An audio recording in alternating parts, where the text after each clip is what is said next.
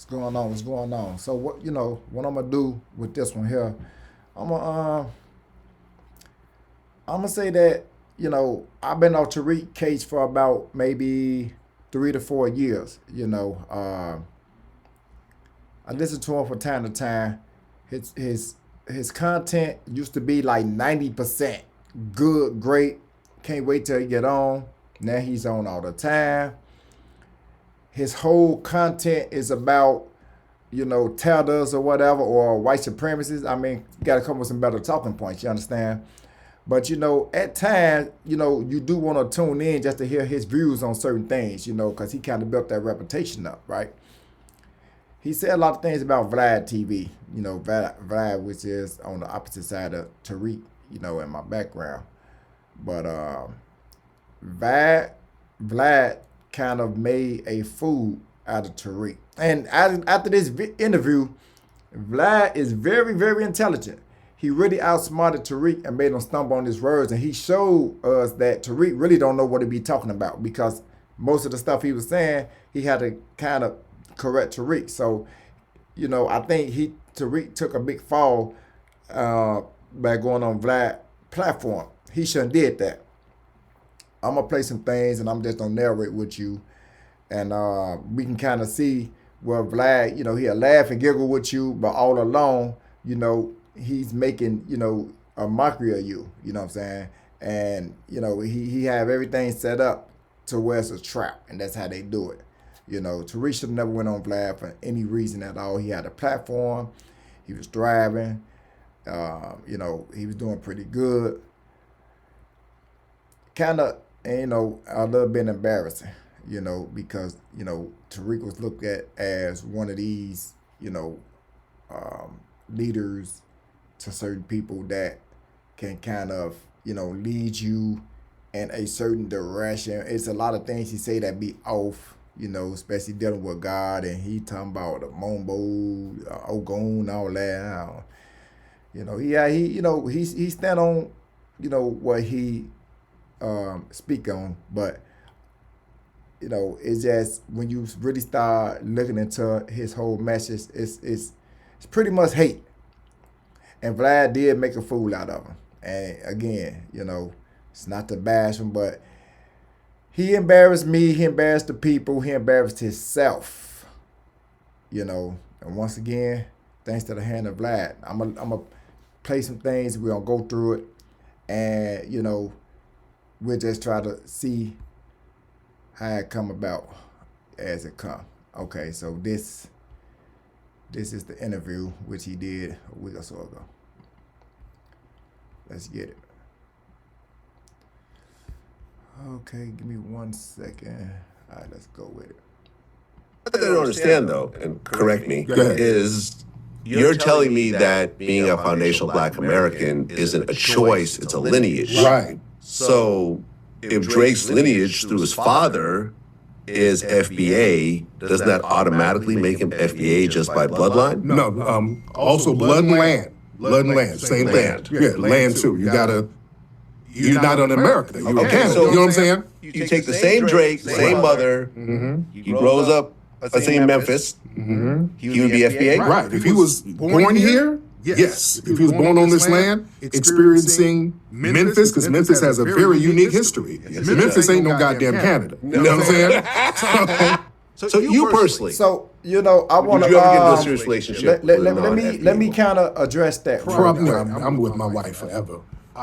Let me kind of address that right there. Okay, and that's what I mean when I said he stumbled his word. So Drake has a black father, right? That was born in Memphis, where King was shot. And because Drake isn't born on American soil, that means he's not black. He had to be born on the land, not because you saying that FBA is a bloodline, right? So already, that's why we chase back to the ancestors, right? So if we dealing with bloodline, I know FBA's made up, but I'm just saying like the way Vlad just made a fool out of you. If you're telling me that because he wasn't born on American soil, then his bloodline don't matter. Make it make sense. I'm born in Chicago. My daddy and mom was born in Chicago. Their parents was born in Mississippi. Okay, and they parents probably born in the South, go back to the 1800s. Cool. So I would be considered, according to Tariq terms, a foundation Black America, right? Right. Now listen to me carefully. Because I'm born on the land and through a Black mother and a Black father, I guess I'm for FBA. So now I'm for FBA, correct? I go to Ukraine and I have sex with a Ukrainian and she get pregnant and I have a son, right? So because I'm in Ukraine and had sex with a woman that was born in Ukraine, now my son is no longer a FBA because I have to be here. He have to grow up in Chicago and experience Chicago. So it don't matter. So my bloodline don't mean anything. If you're gonna say that, then you have to say, let's take two Black people in Ukraine, right? And they come to Chicago, and so if they have sex and have a child in Chicago because they born in Chicago and he grew up in Chicago, now he's FBA. What if it was two? Because he said, well, it had to be blood and land. He kind of added that in there. He added that in there. It's not blood and land because remember, we deal with a lineage. He says the lineage, which means the bloodline. When you deal with the Bible, God say don't have children with the daughters of the Canaanites because their bloodline is mixed with the Nephilims. They don't have a pure bloodline. When you deal with the Aryans, when you go out to Rome and with the queen, the Pope and all them, they bloodline is all Edomite, Gentile, Rome, Greek, white. That's why when the girl had by Prince Charles, the Black girl, when they had a baby, she got a lot of feedback. You basing bloodlines. You understand what I'm saying? So I just say, I don't know. It's kind of off, but I'm gonna let them have that one. But you heard it from yourself. Drake is not, because when you deal with the Bible, they go through whatever the father is. So whatever your father is, that's what you are. If your father Mexican, you Mexican. If your father Black, you Black. If your father Puerto Rican, you're Puerto Rican. If he Jamaican, you're Jamaican. It don't matter the mom. The mom is considered, he plants the seed. That's why they called it the sperma. So the guy plant the seed in a woman, and the woman just nursed the seed and bear the child. But it's from the seed of a man. So wherever that seed come from is what the child is. If this man put a baby in a goat, you understand what I'm saying?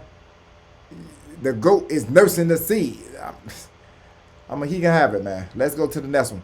That's the first food Vlad made a Tariq, and I think he kind of know that. Let's go to the second.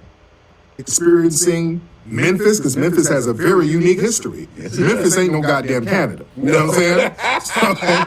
So you personally, would you ever get into a serious relationship with a non-FBA woman? Probably not. I'm with my wife forever. I don't know. If I wasn't with her, I'll just put it. If I was, let's just say heaven forbid, right, heaven forbid, she's gone. For whatever reason, she's gone. Right? And now you're back on the market again. Right?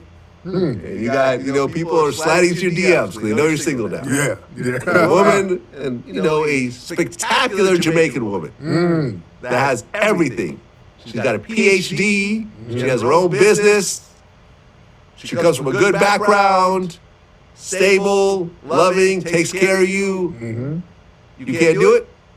It would depend on the chemistry. You know what I'm saying? The chemistry's great. All right. Now, if the chemistry's good, now there might be something there. It has to be. It's all about chemistry. But you would have to go in front of your audience and say, yes, hey, listen, I know I've been saying this, but I got a non-FBA sister, and I'm rocking with this non-FBA sister. This is some global unity, right? Yes.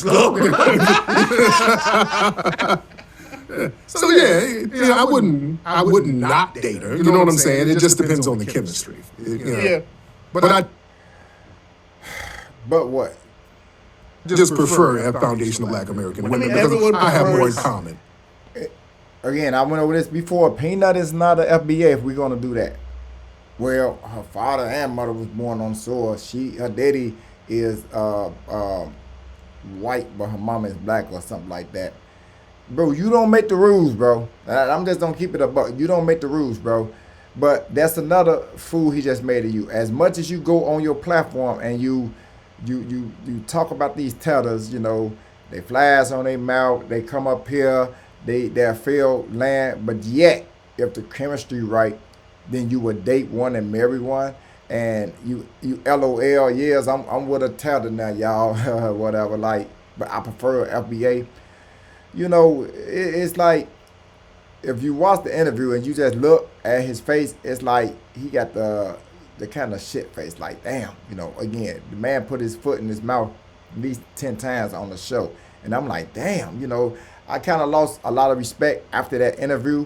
And, you know, the way Vlad got it set up, Vlad got it to where, you know, he asked certain questions and it's a mousetrap at the end of all the questions. And if you're not careful, you know, you're going to say some things, you know what I mean, that you can't take back. And again, you now a teller could call up, and of course, you know, I'm with my wife, but if I wasn't, the answer was supposed to be, I would never date outside my FBA race. It's not no, well, I mean, if the chemistry right, I mean, what are we doing here, man? You know, the answer is supposed to be no, Vlad. Like when you ask Umar, if nothing else, Umar, he would have been like, no, it must be a what do you call that? A black, whatever, a Nubian queen. Umar, it must be a Nubian queen. I will say it again. You must be a Nubian queen. You must be a Nubian queen. Umar would make it known. If you're like, well, what if this, you know, Spanish lady will have good chemistry? You're not hearing me. You must be a Nubian queen. Umar would have stood on business on that one. So I'm gonna get Umar the check mark on that one. Tariq, come on, man. You making me, you know, look at you in a different light, bro. You trashing these tatters, these non-FBAs every day. Got them all up in your thumbnail, but yet you a date one? Come on, man. Let's go to the next one, bro. St. Augustine, that failed down in Florida.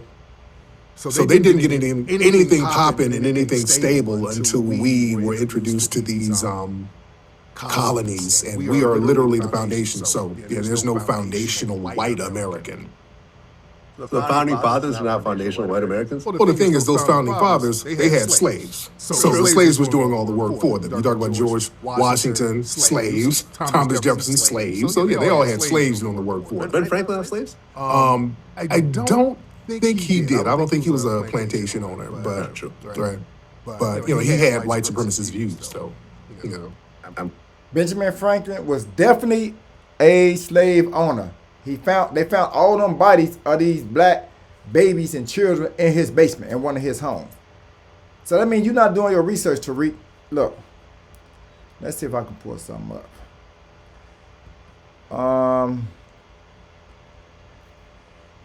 Was Benjamin Franklin a slave owner? Come on, how you snooze on this one, Tariq? Even I know this. Yes, Benjamin Franklin was a slave owner, acquiring at, let me see, can I?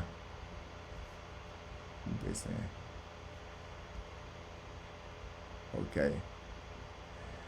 Acquiring at least 7 enslaved people between 1735 and 1781 to serve his household and business need. A practice he continued until late in his life. However, Franklin's views on slavery evolved significantly over his lifetime by his final years. Once he know he's gonna die, right? Right. He had become a staunch abolitionist and the president of the Pennsylvania Society for the abolition of slavery and And he freed his last enslaved people in his will. In his will, the man, they said, go through a YouTube video. The man had 1,000 slaves, dead bodies found in one of his houses, one of his properties. I know that. So, Tariq, what we doing, bro? And I don't want to be the one to do this, bro. But really, let's hear that again. So we know Benjamin Franklin is a slave owner. I don't think he did. I don't think he was a plantation owner, but right. But I don't think he did. I don't think he was a plantation owner, but right. But he was Thomas Jefferson's slave. So yeah, they all had slaves doing the work for them. Ben Franklin have slaves? I don't think he did. I don't think he was a plantation owner, but right. But he had white supremacist views, so I'm pretty sure you're You snoozed on that one, Tariq. So what are we listening to when we on your platform? Like what type of audience do you have? Like, come on, bro. I'm not finna do it to you like that, gang, but we gonna have to address some things, because your platform right now is pretty much going down. You used to do your whole shows, and usually towards the end of the show, you might bring a person or two up. Now, 85% of your show is listen to other people, and I don't want to hear that. If I tune in to see Tariqnasheed, I want to hear Tariqnasheed talk. You are the host. You entertain. Now, it's cool. Every now and then you want to bring people up, and I know they engage more because they can get on your platform, but a lot of people don't want to hear that. I don't want to hear about, other people, unless it's a real serious matter. I think you did a podcast a while back, month or so, on a subject, and you wanted people to chime in. I think it was something on a Diddy case, and people chimed in with,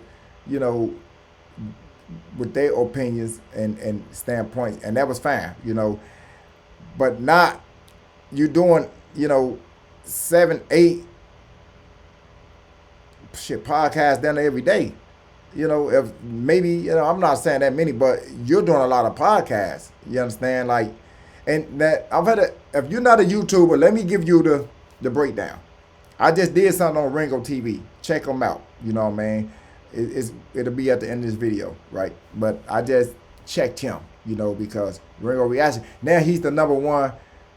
For right now, he's number one in YouTube, Ringo Reaction. He's doing 500,000. Hassancampbell not even doing them type of numbers. At Hassancampbell peak, he was doing 160,000. Ringo TV doing 500,000, 400,000. A bad video doing 198,000. So Ringo Reaction, he's there, And as I said before, he been piggyback and try to get Tariq to say his name so he can grow. Nobody never said his name. He tried to get Hassancampbell to say his name. Hassancampbell never responded. He tried to get Woody D to say his name. He went at all these big YouTuber content creators so they can mention his name and their audience can look him up. And he's like, well, you never give me a shout out, this and that. So he tried to bash FBA, that didn't work. He tried to say something about Woody D, that didn't work. He went at Hassancampbell, that didn't work. So then he started trashing the Israelites and the black community. Then he started getting some buzz. Now he's saying that Charlie Kirk did more for the black than Dr. Martin Luther King. Now he getting 400,000-500,000 views. So he'll just say anything for views, man. But he's another clown, you understand? But, back to Tariq, like I said, I've been off your bumper for a while, and I'm not going to get on your bumper again. This is just something that, I need to address, you know what I'm saying? Because in watching that interview, I felt some type of way. And since I have a platform to speak on it, let's keep going. Familiar with this. Mm-hmm. What do you think about the whites only? The whites only town, yeah. Yeah, in the Ozarks, in Arkansas. And I guess it's supposed to be a new one coming out in Missouri. Mm-hmm. Now, this is a colony or a town where black people are not allowed, Jewish people are not allowed. So you and I are both banned from setting up shop. Not that we would ever revoke. And Vlad, he'll laugh back and forth with you to make it look like I'm with you. I am not allowed. You not allowed this. But he getting to a point. Watch how he do it. They want to live there. But I think gays, I think, are not allowed also. So they're trying to set a precedent. What they're trying to do, they're working it so that they can say, okay, we can skirt the whole Fair Housing Act and the Civil Rights Act by saying this is a private community. Yeah, it's a members only thing. Right. So they're really trying to work it and word it in a way where they can get away with it. So they can set a precedent. I think it's nobody wants to go there, but just the precedent that they're Some setting. people probably want to go there. Some people want to go there. Come on now. But I'm talking about black folks. We don't want to go there anyway. Oh no, black people, Jewish people don't want to go there either. But the precedent that they're trying to set is kind of dangerous because if they can get away with saying, okay, a private membership community can discriminate, then what's stopping all of these other people from doing the same thing? You see. Well, you have private communities that discriminate all the time. Look at some of these golf clubs, golf courses. Right. Exactly. Right. You have to pass all types of hurdles to get in. Like, I've applied to the Soho House that didn't get in. Because I'm discriminated against, or because maybe they just don't want me there for my social media exposure or whatever else. I mean, I don't agree with this, but I don't see why they would not be able to do this. Yeah, but the thing is, again, they're trying to set a precedent, and if they get away with doing this and they thrive at doing this, that's not going to stop other communities from saying, okay, well, now this whole town is a private town, and you got to have a membership to live in this town. And my thing is, this is the problem. If you have a whites-only town, if a black person who's a delivery driver, work for Amazon, if they get harmed in this town, will the white people get away with it? You know, now are they setting a legal? I don't think Amazon going to be delivered to this town. Because we already have Any Amazon driver go drive into that place. Right. So this is where we don't want to go back into the sundown town thing because we've already had unofficial towns like this anyway. There were sundown towns. This great book by James Lowen talks about all over the country there were places where black people couldn't go after 6 o'clock. The whole Green Book thing to avoid those towns and everything else like that. And they're still unofficially alive now. There's a lot of places where black people go to and white people come out and say, hey, what are you doing here? So it's that type of thing. So what they're trying to do is make it legal again and put it on the books. So, I don't like the precedent that they're trying to set with that. Yeah, listen, this is a town that I am not invited to. Yeah. Because I'm openly Jewish. But honestly, if you want to build this little bullshit town and don't want to let anyone in, go ahead. I personally don't care. Yeah. He trying to act like, come on, be for real, bro. You know you can go to that town. Just stop, bro. You know they won't say nothing to you, and like he tried to make it look like, you want to build this? I already don't care. Well, why you bringing it up then? I honestly don't give a shit. To be totally honest, you know. Listen, when it comes to living life, having a full life, having a successful business, you can't sit there and just cut out big parts of the population. I have employees, black, white, Spanish, gay, straight, married, unmarried. I don't, Muslim, Jewish, Christian. I don't give a shit. I honestly don't. I honestly do not. So if you want to create a situation like this, but here's the thing, Vlad. If you have a town like this, are federal dollars going to go to this town? It's still in the United States. Will federal dollars be used in this town? Right. Now that's my thing. If my money, my tax dollars, and I pay a lot of taxes, I don't want my tax dollars going to a town where I can't go. I'm going to be in danger if I go there. See, that's where the problem is. Well. Hold on.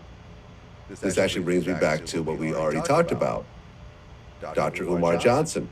It's a school for black boys that was supposed to receive some sort of funding, or is this totally private? I think it was private, just private donations. He didn't get no. Okay, got just it. Private donations. So you have a problem with the whites-only town, but you actually were supportive of this black male-only school. But black-owned, yeah. But let's just say I had kids with a white woman. They could not enroll in Umar's school. Listen, that school wasn't going to open up. All right, so what I'm saying, conceptually, you didn't have a problem with that school. No, He there was, was. he didn't. I didn't have a problem because it was black owned. It was going to be a black owned But it was but it was this thing. It wasn't open to white kids, Spanish kids, Asian kids. Nah, I didn't know all that. It's a lie. Yeah, I believe that the school. Let's just before I put my foot in my mouth. Right, because I didn't know if it was going to be excluding all of these other Yeah, groups. I know it was intended to be a residential academy for black boys. Okay. I don't know how he would have gotten away with doing that, and if it's not a private school, I don't know how he would. But again, Just black boys. Yeah. Now look, you have boys' schools, right? So for example, where I grew up, matter of fact, in San Mateo, where Tom Brady went to school, was Sarah High School, which is a boys-only Catholic high school. No girls were allowed there, but it wasn't broken down by race, right. you know. But here's the thing, Vlad. The school was never going to be done, so you can say anything.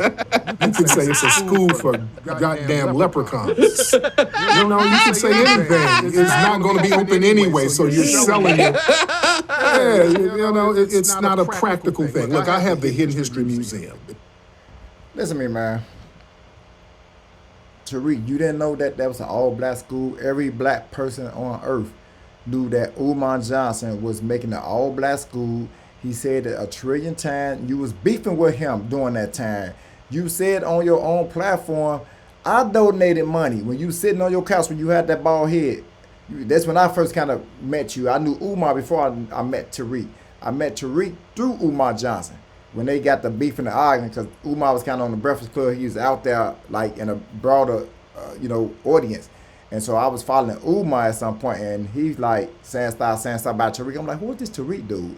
And I seen him, he had the little bald head, and he kind of looking prissy. He like, yeah, you got the little lipstick, the lip gloss on you. Look, I'm like, they went like that. Still to me, that still is the most, to me, the best beef that I ever encountered. The Umar and Tariq beef, that was the best beef that I encountered. That was a good beef, man. That was a good time. But you knew exactly what the school represent. You donated money. You gonna donate money to something that you don't know the cause of, but you supposed to be doing all this research when you did all your films, and even Umar said you hire all white people with black people money.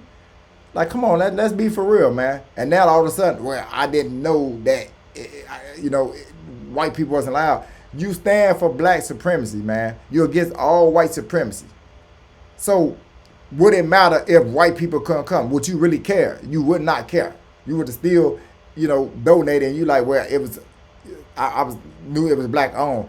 No, you knew everything about it. Everybody knew everything about that school. Frederick Douglass for black children. You knew that, I knew that, Vlad knew that, and everybody knew that. And he put that question out there.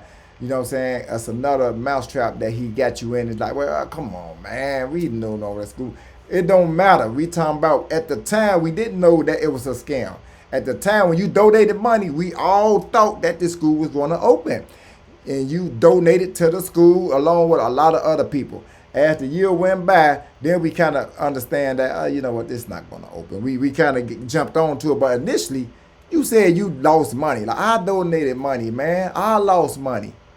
So that's kind of, a lie that you just told on VLADTV. Another way he made you look like a fool. What else? It's a black-owned institution. Michael Jai White, My brother. who he spoke highly of you. You'd been to his home and so forth. He wasn't familiar with the term until I brought it up. And then you brought it up the wrong way. You kind of misrepresented it. You saw the interview. Yeah, I saw it. I saw that bullshit. I saw that bullshit.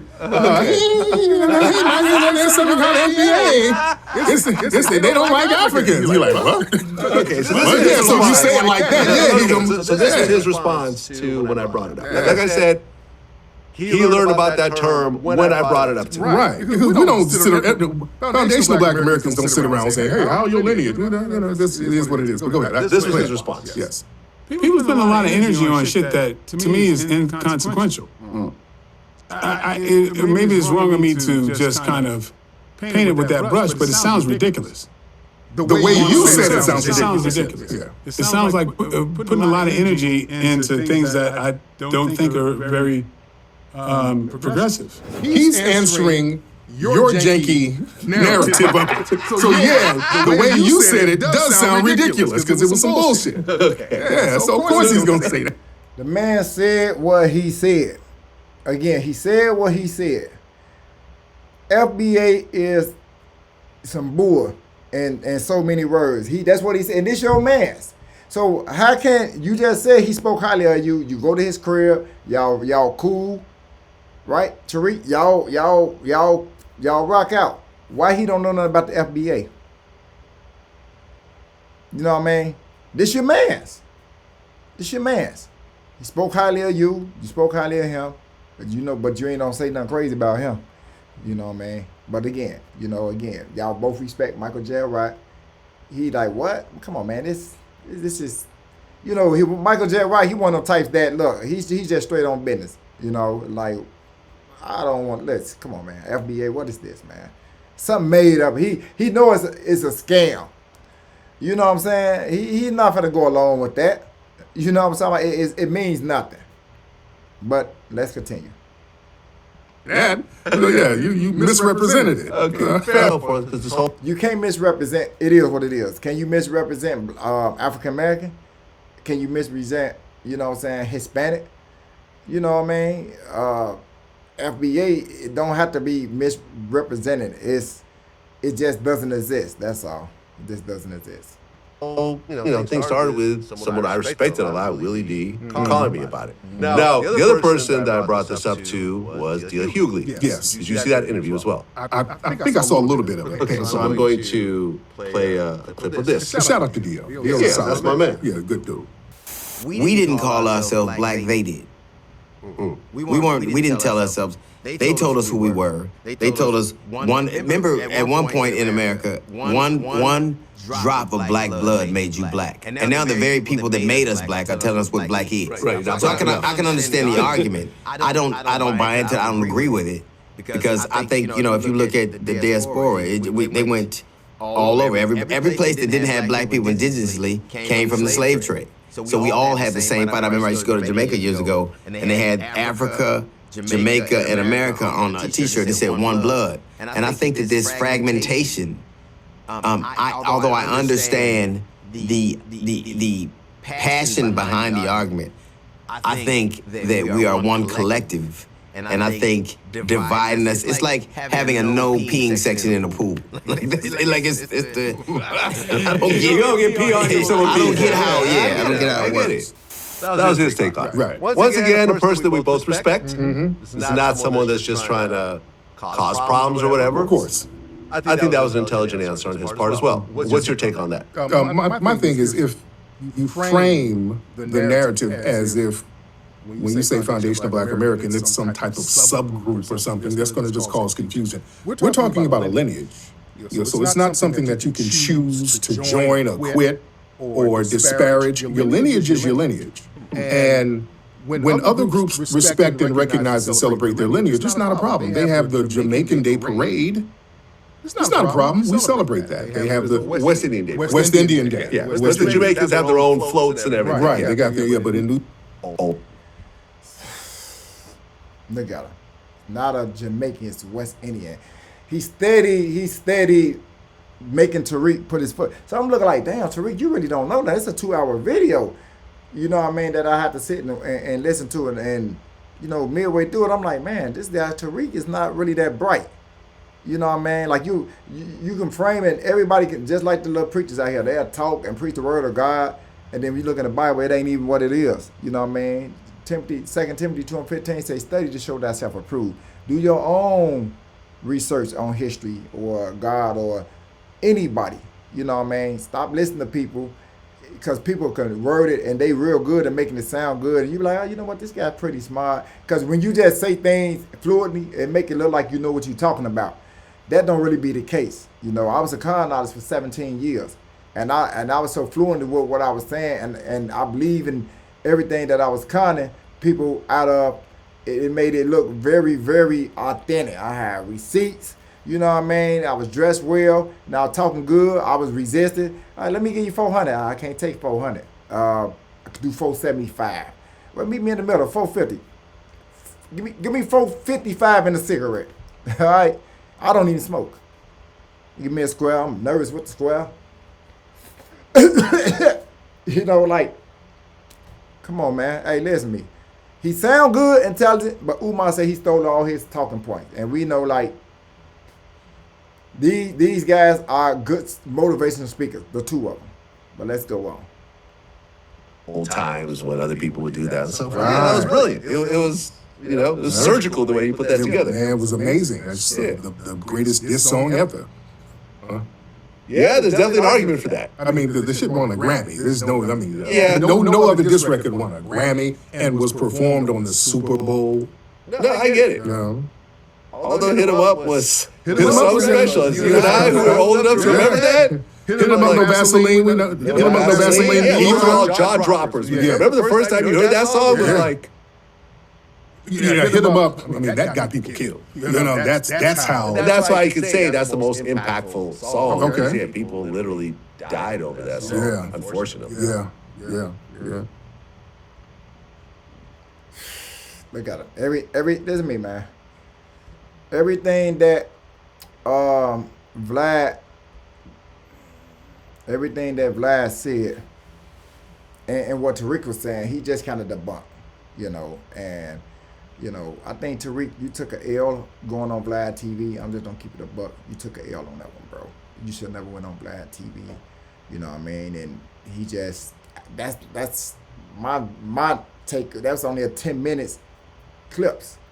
It's 2 hours of this stuff. Go check it out yourself. You know, Tariq, you took a L. You should never went on that man platform. You got your own platform. You're doing 50, 60,000 views. You know, I'm going to jump back on into what I was saying earlier. So when I say Tariq posts a lot of content, a lot, you know, and I mean a lot, you know, you have to keep in mind that when you posting constantly on,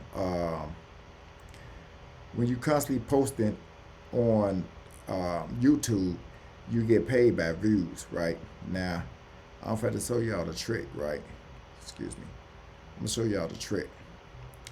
The trick is, you get paid so much money per view. So if you're doing, let's say, 50,000 views, right? Let's say he'll make about, I don't know, $2,000, right? So the trick is, you know, is to post a lot of videos. And, you know, you really ain't got nothing to say. You think he chopping up with y'all, but, you know what I'm saying, he's coming in on the money side. You know, look, let me show you something. See all this here? Let me see. You see? Right here, 2 hours ago, that's waiting. That's 23, that's 21 hours, that's 23 hours. That's 1 day ago. That's damn near 4 videos in 1 day. Right? And he's steady going with it. So now look at that 1 day ago.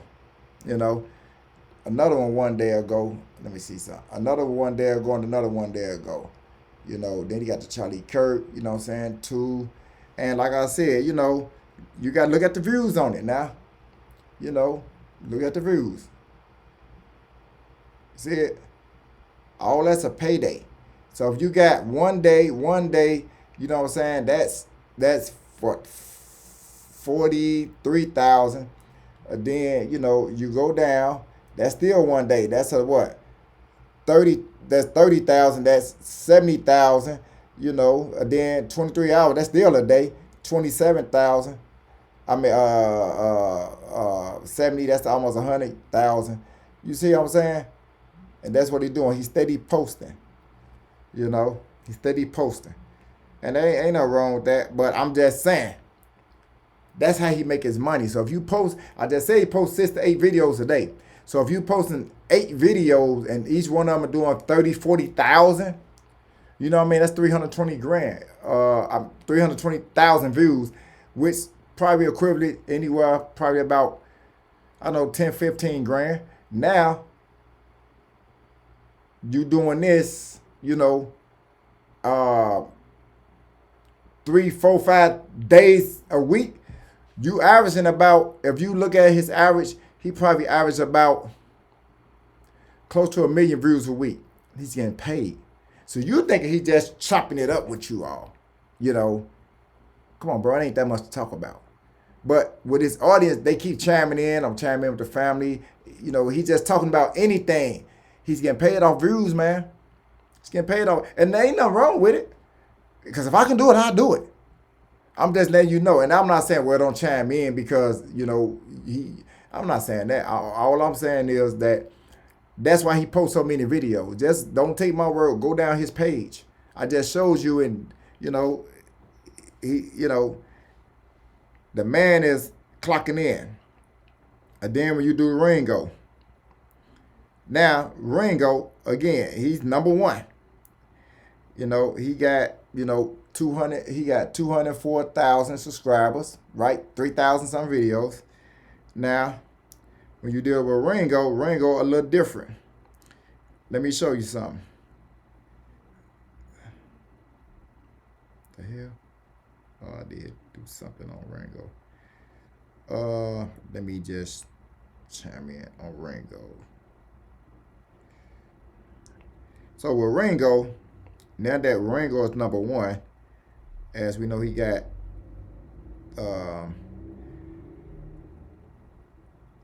sorry about that. Now look. So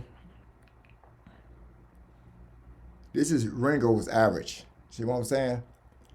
See the videos, 2,000, 6,000. He the same way. With them 4 weeks ago. Let me bring up some more. But I'm just saying he posts a lot of, videos too. I'm just saying what his average was. What the hell? Subscribe. Why I should be. Okay, let me do the live videos. All right, let me go into the live videos. So he did like I say, everybody ate off the Charlie Kirk. So before then, right, he got New Breed, that's 3,000 views. Then with the Charlie Kirk, dead at 31. Everybody ate off that. That's 40,000. So that was trending. But look, 6,000, 3,000. Then he just jumped to 408,000. Then 357,000. See what I'm saying? That one here got 8,000, 4,000. Now he back up to 428,000. You know what I'm saying? Look, 430,000, 321,000, 237,000. You know what I'm saying? Just saying anything. Look, now he's number one. Look at that. These 100,000s. You hear me? Look. Out of nowhere. 180. Look. How the hell you doing 500,000 views, gang? Look. I'm not playing. Look. Bro. You don't do them type of numbers, you just don't jump out the blue like that. You don't go from 3,000 to 4,000 views to 500,000 views unless you're saying something that they don't want, you're saying things they want you to say that's against your own people. Same thing with Charleston Wright. He used to say a lot of off-the-wall stuff, and they'll push him. You know what I'm saying? As long as he's saying, man, fuck Lil Ronnie and his baby, they'll push him. You know what I'm saying? Fuck that dead nigga, this and that, they'll push him. But when he said something about Charlie Kirk, they took him off the air. They took Jimmy Kimmel off. And by the way, I believe Jimmy Kimmel just got restored. He played ball. When you play ball with them, they'll spank you, but then they'll put you back down. So all that's just I lay on my plane, That's why he putting up a lot of videos. Now keep in mind with this Ringo dude, them videos he putting up, that's not no week spread apart. Them 400,000, 300,000, 280,000, them he doing that on a daily basis, like 2-3 videos in one day. He doing 1 million some videos in one day, 1 million views. In the last in the last, I say 10 days, this dude did about 4 million views. 4 million views. That's Shannon Sharp, Vlad type numbers. From 3,000 views, 4,000 views, to 4 million views. This is jump. You know what I mean? I land my plane, man. I don't want people out, man, you a hater. What you? No. I really wanted to say a long time ago that I watch Tariq every now and then because I'm doing other things now. His podcast is not what it was. I used to talk crazy about him, but I used to watch him. You know, like he still entertained me. He still has stuff to talk about. I don't want to get on here and hear about tethers all day. We get it. White supremacists, we get it. He used to talk about stuff meaningful. You know, whatever happened. You know, black boy got hung. You know, in Mississippi. Let's talk about that. He'll do, you know, hour on that. Cool. Get off. Boom. Let's go.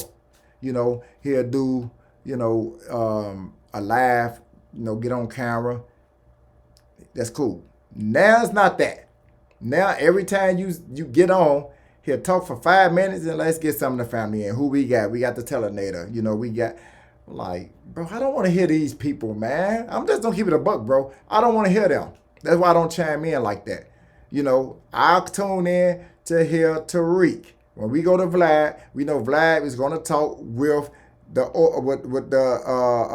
he's the host and he has whatever you want to call it, somebody that's going to be interviewee. You know, when same thing with Bond First. You know, same with any platform. When you come to my platform, you're going to hear me talk. You understand what I'm saying? And if I'm talking to somebody, it's going to be that. I'm not going to get on and just all of a sudden I got just people calling in all the time. You know, you chime in and hear me. Sometimes I might have